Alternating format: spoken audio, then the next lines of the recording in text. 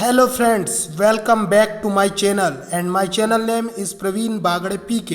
तो स्वागत है दोस्तों आपका मेरे इस यूट्यूब चैनल में। आज मैं आपको कंप्यूटर हार्डवेयर का आगे का टॉपिक पढ़ाने वाला हूं। तो मैं आपको जानकारी के लिए बता दूं कि इसके पहले वाले लेक्चर्स में मैंने आपको कंप्यूटर हार्डवेयर के अंतर्गत इनपुट डिवाइसेस पढ़ा दिया है और इनपुट डिवाइसेस में मैंने आपको कीबोर्ड के बारे में बता दिया है और कीबोर्ड पर पाई जाने वाली विभिन्न कुंजियाँ भी आपको मैंने समझा दिया है। और आज के लेक्चर में मैं आज आपको विंडोज़ कुंजी के बारे में बताऊंगा। विंडोज़ कुंजी जो होती है इसका प्रयोग जो है स्टार्ट मेनू को खोलने के लिए करते हैं। इसके अलावा टैब की जो होती है इसका उपयोग जब आप एमएस वर्ड में टेबल बनाते हैं तो एक कॉलम से दूसरे कॉलम पर जाने के लिए करते हैं। इसके बाद में मैं अब आपको पॉइंटिंग डिवाइस के ऊपर में लेके जाऊंगा।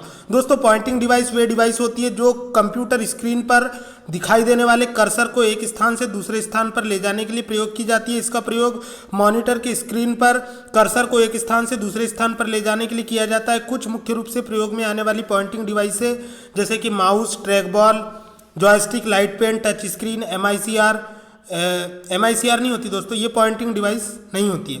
तो पॉइंटिंग डिवाइस जो होती है वो कौन कौन सी होती है? माउस होती है, ट्रैक बॉल होती है, जॉयस्टिक होती है, लाइट पेन होती है और टच स्क्रीन होती है।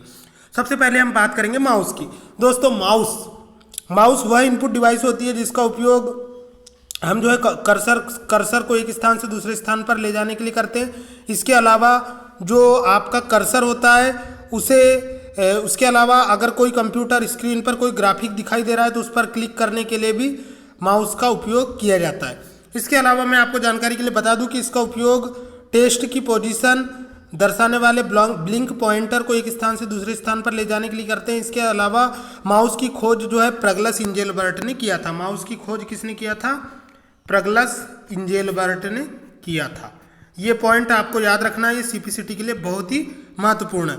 आगे बढ़ते हैं दोस्तों। इसके अलावा माउस का आविष्कार जो है प्रगलस इंजेलबर्ट या डगलस इंजेलबर्ट ने 1963 में किया था। कुछ बुक में प्रगलस इंजेलबर्ट लिखा हुआ है, कुछ बुक में डगलस इंजेलबर्ट लिखा है, मगर दोनों एक ही हैं। आगे बढ़ते हैं दोस्तों। इसके अलावा माउस पर दो बटन होते हैं। सबसे पहले तो हम माउस का डायग्राम समझ लेते हैं। माउस इस तरह से होता है, चूहे की तरह दिखाई देता है और उस पर दो बटन होती है। ये होता है लेफ्ट बटन और ये होता है राइट बटन। यहाँ पे एक होता है स्क्रॉल बटन। तो लेफ्ट बटन का उपयोग जो है दोस्तों किसी भी ऑप्शन पर क्लिक करने के लिए होता है, इसका कार्य ओके होता है। और राइट बटन जो है इसका कार्य ऑप्शंस, विभिन्न ऑप्शंस को डिस्प्ले करने के लिए होता है। इसके अलावा जो स्क्रॉल बटन होती है वो आपके फाइल को ऊपर नीचे और दाएं बाएं सरकाने के लिए प्रयोग की जाती है। इसके बाद में मैं आपको बता दूं दोस्तों कि जो स्क्रॉल बटन होता है इसमें एक व्हील लगा होता है, एक चक्र लगा होता है जिसका प्रयोग फाइल को ऊपर नीचे या कर्सर को ऊपर नीचे या दाएं बाएं सरकाने के लिए होता है। माउस मुख्य रूप से तीन प्रकार के होते हैं। सबसे पहला होता है दोस्तों वायरलेस माउस। वायरलेस माउस ऐसा माउस होता है जो हमारे कंप्यूटर से केबल के माध्यम से नहीं जुड़ा होता है, बल्कि हम जो है इसे इंफ्रारेड तरंगों की सहायता से प्रयोग कर सकते हैं। इसके बाद में होता है मैकेनिकल माउस। मैकेनिकल माउस का उपयोग पहले किया जाता था। इसके नीचे में एक बॉल लगी होती थी, रबर की बॉल, जिसे माउस पैड पर चलाया जाता था। जब हम इसे माउस पैड पर चलाते थे तो वो बॉल घूमती थी जिसमें सेंसर लगा होता था, जिसके कारण कर्सर जो है एक स्थान से दूसरे स्थान पर क्या होता था? गति करता था। इसके बाद में हम बात करेंगे दोस्तों ऑप्टिकल माउस की। ऑप्टिकल माउस जो होता है दोस्तों ये एक ऐसा माउस होता है जिसके नीचे में एक लाइट सेंसर लगा होता है जो रेड कलर का होता है। जैसे ही हम माउस को चालू करते हैं नीचे में रेड कलर का सेंसर जलने लगता है। तो इस तरह से तीन प्रकार के माउस होते हैं, वायरलेस माउस, मैकेनिकल माउस और ऑप्टिकल माउस। तो वर्तमान समय में सबसे ज़्यादा कंप्यूटर में ऑप्टिकल माउस का प्रयोग किया जाता है, लेकिन लैपटॉप जैसे हाई प्रोफेशनल डिजिटल डिवाइसेस में वायरलेस माउस का उपयोग किया जाता है। इसके बाद में हम बात करेंगे माउस के कार्य। माउस के चार कार्य होते हैं। पहला होता है लेफ्ट क्लिक या क्लिक। यह स्क्रीन पर किसी ऑब्जेक्ट को चुनता है। मैंने बताया है आपको कि ओके की बटन दबाने पर क्या होता है? कोई भी ऑप्शन सिलेक्ट हो जाता है। इसके बाद में होता है डबल क्लिक। अगर आपको किसी सॉफ्टवेयर या एप्लीकेशन को खोलना है तो डेस्कटॉप पर जाकर उस सॉफ्टवेयर से रिलेटेड आइकॉन पर डबल क्लिक करते हैं तो उससे क्या होता है? डॉक्यूमेंट या प्रोग्राम को खोल दिया जाता है। इसके बाद में हम बात करेंगे दोस्तों दायां क्लिक। जब हम किसी ऑब्जेक्ट के ऊपर जाकर राइट क्लिक करते हैं तो ऑप्शंस की या कमांड्स की एक लिस्ट प्रदर्शित होती है, यही राइट क्लिक करने पर होता है। इसके अलावा दोस्तों इसका प्रयोग किसी चुने हुए ऑब्जेक्ट के गुण को एक्सेस करने के लिए करते हैं। इसके बाद में हम बात करेंगे ड्रैग एंड ड्रॉप की। तो अगर आपको कंप्यूटर स्क्रीन पर किसी ऑब्जेक्ट या आइकॉन को दूसरे स्थान पर ले जाना है तो इसे ड्रैग एंड ड्रॉप कहते हैं। इसका प्रयोग किसी ऑब्जेक्ट को स्क्रीन पर एक स्थान से दूसरे स्थान पर ले जाने के लिए करते हैं। इसके बाद में हम आगे बढ़ेंगे दोस्तों। नेक्स्ट पॉइंटिंग डिवाइस की नेक्स्ट पॉइंटिंग डिवाइस होती है ट्रैक बॉल। ट्रैक बॉल जो होता है दोस्तों, ये डायग्राम में आपको दिखाई दे रहा है। यह माउस की तरह ही होता है, जिसमें ऊपर में एक बॉल बनी होती है। इसका उपयोग विभिन्न प्रकार के वीडियो गेम्स को खेलने के लिए किया जाता है। यह एक प्रकार की पॉइंटिंग डिवाइस होती है। यह माउस की तरह ही होती है। इसमें एक बॉल ऊपरी सतह पर लगी होती है, जिसका प्रयोग कर्सर को मूवमेंट करने के लिए या फिर वीडियो गेम खेलते समय ऑब्जेक्ट्स को कंट्रोल करने के लिए, ऑब्जेक्ट की मूवमेंट को कंट्रोल करने के लिए किया जाता है। इसके अलावा मैं बता दूं आपको कि ट्रैक बॉल का उपयोग कैड, केम और कंप्यूटरीकृत वर्क स्टेशनों जैसे एयर ट्रैफिक कंट्रोल रूम और रडार कंट्रोल तथा जहाज व सबमरीन और सोनार सिस्टम में किया जाता है। तो सबसे पहले हम समझेंगे कैड क्या होता है। कैड का पूरा नाम कंप्यूटर एडेड डिज़ाइन होता है। कंप्यूटर एडेड डिज़ाइन का मतलब ही होता है दोस्तों कि कंप्यूटर के सहायता से किसी भी मशीन की डिज़ाइन को करना कंप्यूटर एडेड डिज़ाइन आता है। और केम का फुल फॉर्म होता है कंप्यूटर एडेड मैन्युफैक्चरिंग। जब हम किसी मशीन की डिज़ाइन करते हैं, जैसे कार की डिज़ाइन करना है या फिर किसी टू व्हीलर की डिज़ाइन करना है, तो उसके लिए हम केम सॉफ्टवेयर का यूज़ करते हैं। कैड और केम के डिप्लोमा कोर्स होते हैं। ज़्यादातर सिविल इंजीनियर्स इन कोर्सेज को करते हैं। आगे बढ़ते हैं दोस्तों, बात करेंगे हम जॉयस्टिक की। जॉयस्टिक जो होता है दोस्तों, यह एक प्रकार का इनपुट डिवाइस होती है, जिसे हम पॉइंटिंग डिवाइस के रूप में जानते हैं।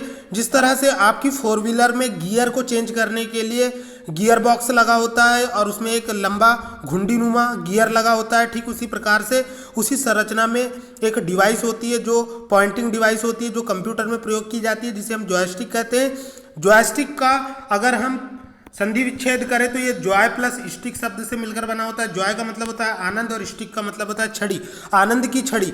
जब हम वीडियो गेम खेलते हैं तो जॉयस्टिक का प्रयोग जो है, जब हम वीडियो गेम खेलते हैं तो जॉयस्टिक का प्रयोग ऑब्जेक्ट्स को कंट्रोल करने के लिए किया जाता है। यह 360 डिग्री में घूम सकता है, यानी कि ये सभी दिशाओं में घूम सकता है और इसका उपयोग ऑब्जेक्ट्स को कंट्रोल करने के लिए करते हैं। इसका उपयोग जो है एरोप्लेन में भी किया जाता है, एरोप्लेन को कंट्रोल करने के लिए। आगे बढ़ते हैं दोस्तों, इसके बाद में मैं आपको बताऊंगा लाइट पेन के बारे में।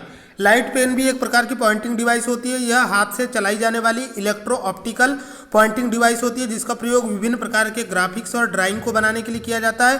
पेन में एक छोटे ट्यूब के अंदर एक फोटोसेल होता है। यह पेन उसके बाद पल्स उत्पन्न करता है। इसका प्रयोग मुख्य रूप से पर्सनल डिजिटल असिस्टेंट पीडीए में करते हैं। इसके बाद में हम बात करेंगे दोस्तों टच स्क्रीन की। टच स्क्रीन भी एक प्रकार की इनपुट डिवाइस होती है।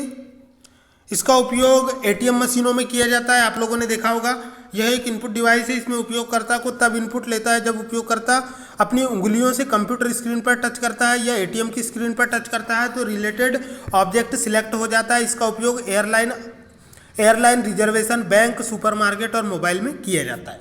आगे बढ़ते हैं दोस्तों, इसके बाद में मैं आपको बताऊंगा ग्राफिक टैबलेट के बारे में। ग्राफिक टैबलेट जो होता है यह भी एक प्रकार की पॉइंटिंग डिवाइस होती है, जिसका उपयोग किसी टैबलेट की स्क्रीन पर किसी ऑब्जेक्ट को सिलेक्ट करने के लिए किया जाता है। यह एक विशेष कमांड होती है जो ड्राइंग, फोटो आदि को डिजिटल सिग्नलों में परिवर्तित करती है। यह कलाकार को डिजिटल पेन की सहायता से ग्राफिक टैबलेट पर इमेज को बनाने के लिए इसका प्रयोग किया जाता है। इसके बाद में मैं आपको बताऊंगा बारकोड रीडर के बारे में। बारकोड रीडर आप सभी लोगों ने देखा होगा दोस्तों, आप लोग सभी लोग सुपरमार्केट में गए होंगे। तो सुपरमार्केट में जब हम जाते हैं तो वहाँ पर किसी प्रोडक्ट को जब हम खरीदते हैं तो प्रोडक्ट को खरीदने के बाद उस पर प्रोडक्ट पर इस तरह से बारकोड बना हुआ होता है। इस बारकोड के ऊपर जो वहाँ पे बिल बनाने वाला व्यक्ति होता है वो उस बारकोड के ऊपर में बारकोड से स्कैन करता है और उस प्रोडक्ट से संबंधित गुप्त जानकारियों को पढ़ लेता है कि वह कितने प्राइस की है, कौन सी बैच में बनी है। वो सभी आपके बिल में प्रिंट हो जाती है और आपका बिल बनकर डिजिटल बिल तैयार हो जाता है।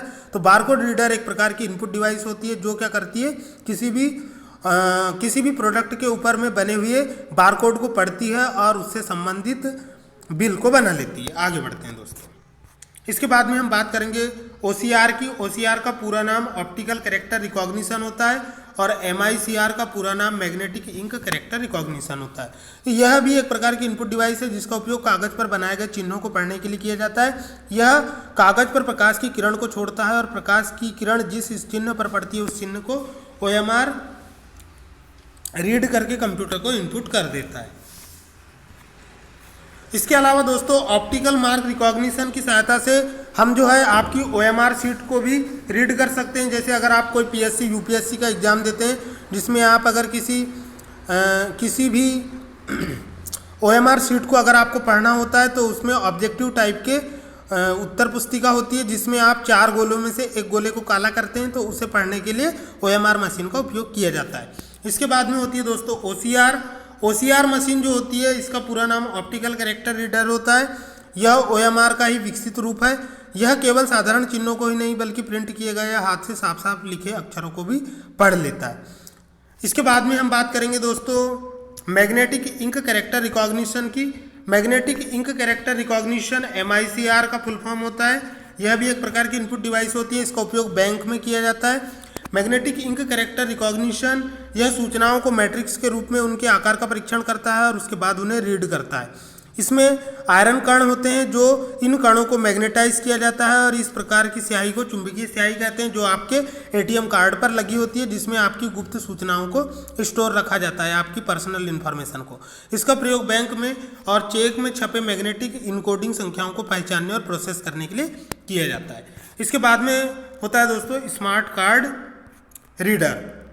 तो स्मार्ट कार्ड रीडर जो होता है यह एक प्रकार की इनपुट डिवाइस है जिसका प्रयोग स्मार्ट कार्ड के माइक्रो प्रोसेसर को एक्सेस करने के लिए किया जाता है। स्मार्ट कार्ड 2 प्रकार के होते हैं, मेमोरी कार्ड और माइक्रो प्रोसेसर कार्ड। आगे बढ़ते हैं दोस्तों, बात करेंगे अब बायोमेट्रिक सेंसर की।